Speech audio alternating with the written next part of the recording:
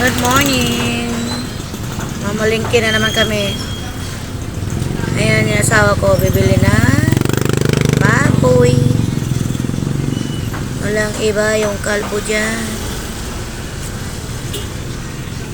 Ayun. Dito kasi kami sa may kalsada. Sa tabi ng kalsada kami nakapark.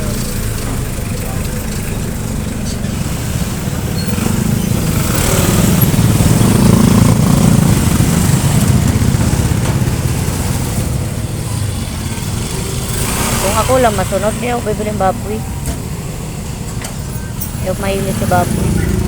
Taba pala. Pero laman ayoko. Nagsik sa ngipin. Sunod nito, punta kami palengke kasi nandoon yung isda. Gulay.